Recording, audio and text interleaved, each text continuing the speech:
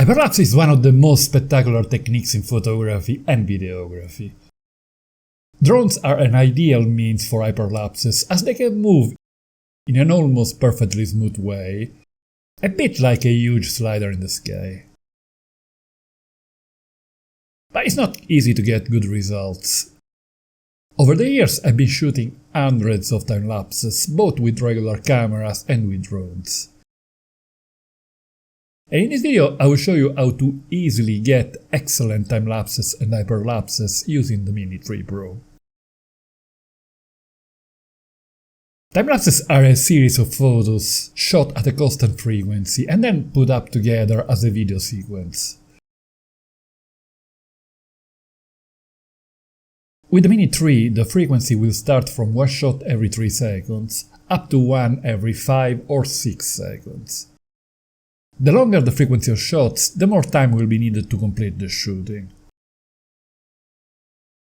I generally like to shoot time-lapses of 300 photos, which at 30 frames per second give me a short movie of 10 seconds. If we shoot 300 photos at an interval of 2 seconds, it will take 600 seconds, which is 10 minutes.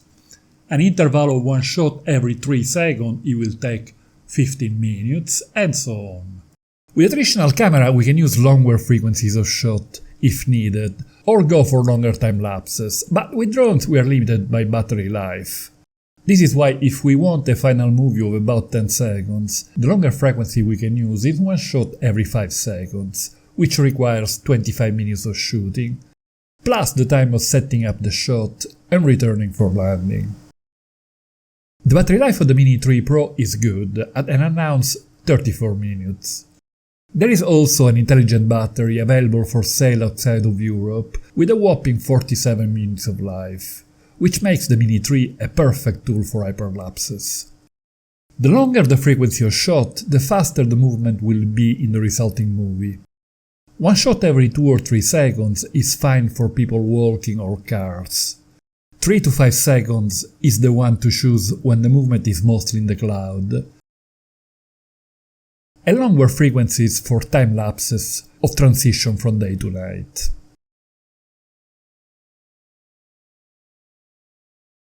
We call hyperlapse a time-lapse with a moving point of view, which is often the case with drones. We select the mode hyperlapse by clicking on the icon Photo Video above the shutter and then on the vertical menu on the right and choose hyperlapse. The vertical menu to the left displays the classic 4 modes: free, circle, course lock and waypoints. By clicking on the icon at the bottom right, we access a window for setting the exposure values. Through the icon at the bottom left, we access another window, where we can set the white balance manually, which I strongly suggest to avoid shift of colors. We can choose the resolution of the automated short movie between 4K and 1080p. We can also choose if we want to save each individual photo in RAW or in JPEG format. In the past I was always suggesting to use only RAW files, but it must be said that in the Mini 3 the JPEG files are so good that can be used without too much difference. With previous models I have never taken seriously the JPEG file of the hyperlapse generated automatically by the app.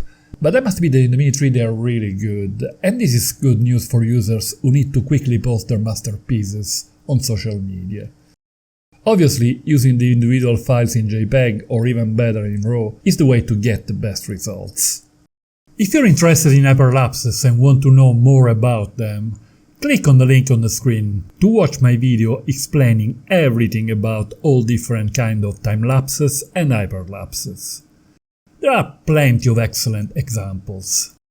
The free mode is the only one that allows the use of the 2 sticks of the remote controller while shooting. But for time-lapses where we intend to move in several directions, the mode waypoints works much better. Therefore free is to be used only with time-lapse with a static point of view. Static time-lapses are very interesting when the scene contains a good amount of movement. After choosing free in the menu to the left, we open the window at the bottom by twirling the arrow to the right. We choose first the interval, in this case one shot every 5 seconds, and we tap on the check sign to the right to confirm. Then we choose the length. I go for 12 seconds, even though it will be borderline because of the battery life. Then we can set the maximum speed, but in our case we don't need it, since the drone will be hovering. When we close the small window, we can see the shooting time needed and the number of shots. We are ready to go and we can hit the red shutter button. While shooting, we can increase the length of the final video by tapping on the icon on the right of the small window. If we need to stop the hyperlapse, maybe because we are running short of batteries, we can do so by tapping on the red shutter again. And indeed, I had to stop before the end, as it was getting a bit risky for the battery life. This is the result at a speed of 5 seconds. Static time-lapses are a good test for the stability of a drone while hovering, and the Mini3 behaved extremely well, although it must be said that there was no wind at all. In circle mode, we need to select our target first by drawing a box around it. Then we choose the interval, length of the video, and speed, like in free mode. But this time we have to choose the direction, clockwise or anti-clockwise. After hitting the shutter, the aircraft for a few seconds will orbit in the chosen direction, evaluating the scene. And then starts taking the shots. During the hyperlapse, it is possible to use the left stick of the controller for modifying the elevation. But for some reason it doesn't seem possible to get closer or further away from the target using the right stick, and that is disappointing. I hope this little issue will be fixed soon, as point of interest is the only other mode useful for hyperlapses besides waypoints. For any other move, we can use waypoints, but it is not easy to get a smooth circular motion with it. This is when point of interest comes into play. Course locks work in a similar way to the intelligent flight mode Spotlight. We can choose a target, and the camera will maintain it in the same position on the frame, regardless of the direction of flight. But as you can see in this mode, the camera jumps a lot, and it is at the moment unusable. But it's not really an issue, as we can perform the same move in a much more flexible and easy way by using waypoints. If we don't select a target, the drone will simply fly forward. This is the only way I use course lock.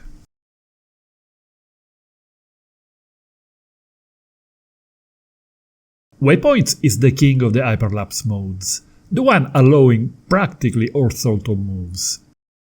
We open the window Set Waypoint, fly to the point where we want our hyperlapse to start, frame the shot, and tap on the plus sign in the box on the left.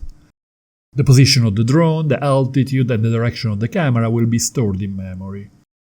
Then we move to the ending point of our hyperlapse, frame the shot and set the second waypoint. The software will handle the smooth transition between the points.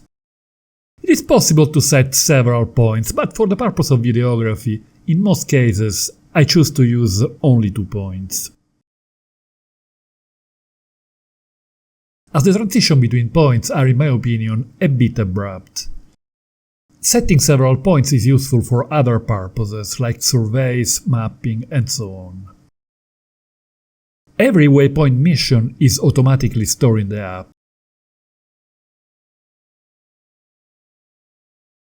We can then shoot the same hyperlapse at different times of the day, in different light conditions, or in different seasons, a bit like Monet cathedrals.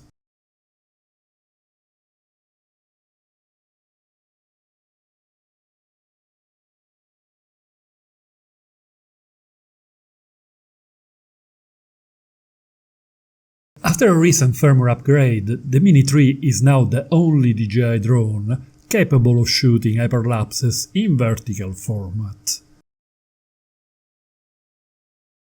This is a huge feature for users involved in social media like Instagram, TikTok or YouTube Shorts. All we need to do is to tilt the camera to portrait format before entering hyperlapse mode.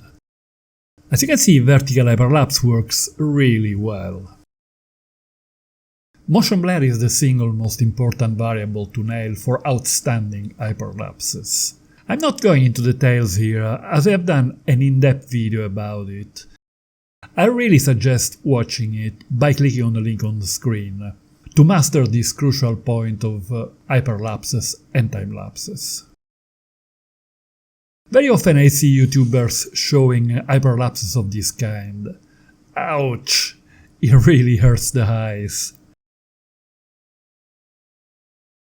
The problem with these hyperlapses is that they lack any form of motion blur, so they show movement in a totally different way from what we see in reality with our eyes.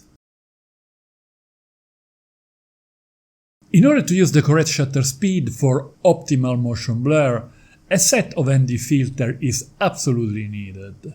In the description below you will find a link to the one I use. Click on this link to watch my video about photography with the Mini3. And don't forget to hit the like button if you found this video interesting. Thank you.